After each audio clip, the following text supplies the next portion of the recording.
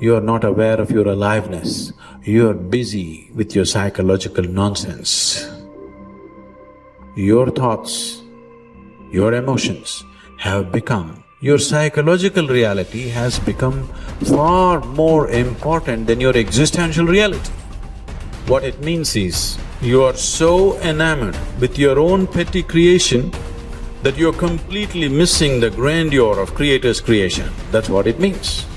You do all kinds of things, but if you truly value creation, the best thing that you can do is to pay attention and to experience it, isn't it? Yes or no? Most people are waiting for their life to change. Yes. So they can feel gratitude, to feel abundance, to feel whole. You know, that's the old model of cause and effect, you know. So if you're living with emptiness, you're living with lack, you're living with pain, most people have been conditioned that something out there has to take away this emptiness or feeling inside of them. But if you believe that you're creating your life and you're living by lack, well, lack isn't going to create abundance, right? So then it makes sense then that you don't really actually create wealth, you generate wealth, you generate abundance. So the moment you start teaching your body emotionally what that future is going to feel like before it's made manifest, well, your body, as the unconscious mind, believes it's living in that future in the present moment. Just sit down by yourself to visualize and daydream about your dreams, about the activities involved in that, about how you would struggle through, about what it would feel like to be victorious. All of it, the whole thing, the messy part, the ugly part. What would you say to yourself when it gets hard? That's what you need to do. To truly actualize a dream, we got to begin with seeing it and sensing it. The good, the bad, the easy, the difficult, and the victory. How you would like your life to be, what you would like your character to be, 3 to 5 years down the road, if you were taking care of yourself like you were taking care of someone that you actually cared about. So you kind of have to split yourself into two people and treat yourself like someone you have respect for and that you want the best for. That's not easy because people don't necessarily have respect for themselves and they don't necessarily want what's the best for themselves because they have a lot of self-contempt and a lot of self-hatred, a lot of guilt. I think you have an obligation, it's one of the highest moral obligations, to treat yourself as if you're a creature of value. You got to start with that belief in your mind. I've got this. I can do this. I can conquer this. I can pass this exam. I can get elected for the position that I'm going for. I can create abundance in my life. These are the thoughts that you have to have in your mind in order to become successful. So what is it time for you to feel? What is it time for you to create? What do you need to do more or less of in order to get the results that you want? You have the power to become someone that even the deepest part of you trusts, someone you trust to succeed. Become the person that you know you can be. Stand up for your future, for your power, and for you to be something full of the worth that is in you.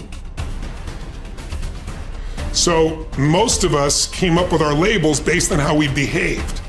But really smart people can do stupid things. Really nice people can be mean. Mean people can be nice.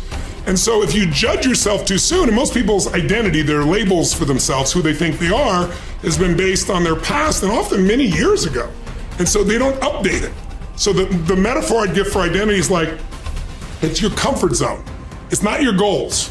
So if you took a temperature in the room and said 68 degrees is my comfort zone, physically, emotionally, financially, I want more in my relationship, I want more physically, energy-wise, I want more financially in my career, but this is what I'm used to. And so what happens? People stay in their comfort zone for the most part, and then let's say something happens and you dip. You're a 68 degreer, that's your mentality, and you drop down to 62, 61, 60, somewhere around 60 or 59, the heaters kick on and go, whoa, whoa, whoa. You're a 68 degreer, what the hell are you doing? We've all experienced that. All of a sudden you go, I'm not gonna live like this anymore. I'm not gonna be in this relationship. I'm not gonna be fat like this. Boom, and you get this drive and you start to change. But what most people don't understand is it happens on the upper end too. Meaning, let's say you got momentum, you start crushing it, you start doing even better than you think. You go from 68 to 70, 88, you're 98 degrees. Financially, emotionally, spiritually, whatever the metaphor is. And then what happens? You're going to say, hey, your brain goes, who the hell do you think you are? You're not a 98 degree here, right? Get back to 68. And if nothing else, the heaters stop, you lose your drive, and that'll drift you back.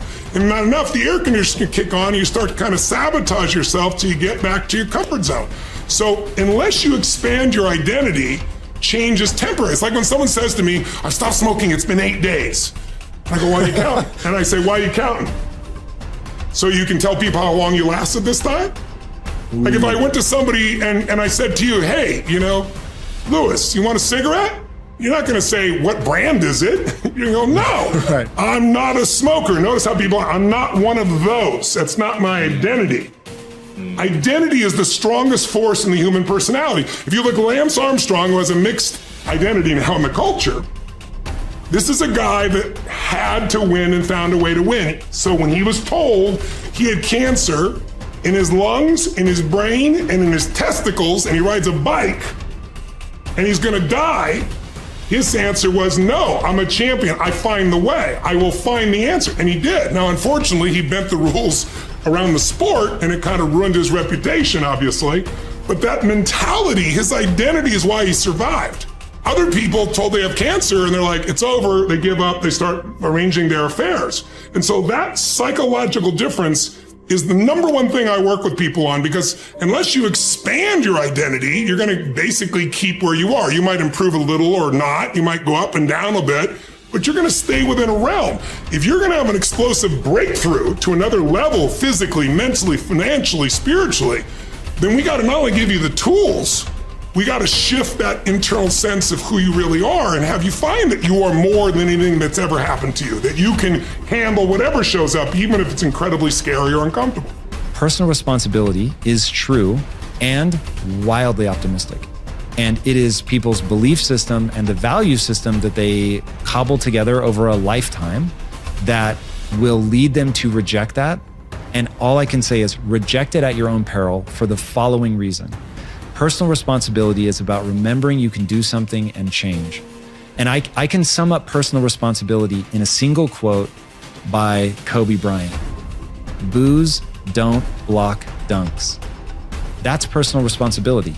You can get so good at something that no matter how much people hate you, the best athletes in the world were paid millions of dollars and trained to stop Kobe Bryant from scoring. And yet he scored 81 points in a single game. So you can get so good no matter how much people hate you, no matter how much they're training and trying to defeat you. They can't. And that is the most exciting thing in the world to me. That, wait, you're saying that I can get so good at something that at least the vast majority of humanity can't stop me? There will always, of course, unfortunately, I don't yet believe that I am Kobe Bryant in anything that I care about. So, but that I can get better than the vast majority of humanity at something by dedicating my time and energy to that thing. That is so cool. That is so liberating. It's changed my life. It's given me hope. It got me up off the floor. It in every possible way, it has changed my life. It is the thing that I rely on when I'm feeling my most anxious. I'm like, I can get better at this. A word. And then I remember, that's right. Like if I put time and energy into this, I can get better. So it's okay if I'm actually not good at this. You have only to keep in mind the experiences you wish to meet in order to control your own future. Shakespeare expresses the same thought in another way. Assume a virtue if you have it not. Look the part, dress the part, act the part. Be successful in your own thoughts first. In other words, fake it till you make it.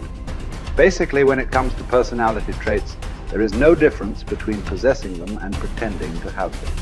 Dr. Carl Simonton said that mind, body, and emotions are a unitary system. I affect one and you affect the others. This means that you can pretend to be confident or courageous, and the cocktail of chemicals inside your body for those attributes will be created, and you will indeed feel confidence or courageous. Pretending you have a character trait such as confidence is not the same as pretending you can scale mountains or play the tuba. Those particular skills must be learned. Characteristics such as courage, confidence, and enthusiasm are created in the mind by the pictures you create, though. Acting as if sets a positive expectation. We believe something to be true and then act in a way that brings that assumption about. This can be a positive or negative force. The effect of self-fulfilling prophecies has been demonstrated by objective scientific experiments. In one study at the start of the 1968 school year, Dr. R. Rosenthal gave a non-verbal intelligence test to 18 classrooms of elementary school students in a Californian public school district. 20% of the students selected randomly, not on test score, were then identified as intellectual bloomers, and their teachers were told they could expect to see remarkable intellectual gains in the coming year. The only difference between these students and the other 80 was the expectations created in the teachers' minds. When both groups were retested 8 months later, the bloomers had gained in IQ points over the other group. This is significant because it shows that altered expectations can result in unconscious changes in behavior that dramatically change the outcome. In another study during the 1970s, 152 cancer patients were assessed based on their expectation and attitude about their treatment, and then each was monitored for 18 months. The results clearly indicated those with a positive expectation about the treatment got the best result. It follows, therefore, that your chances of success in anything in life are greatly improved by positive expectations.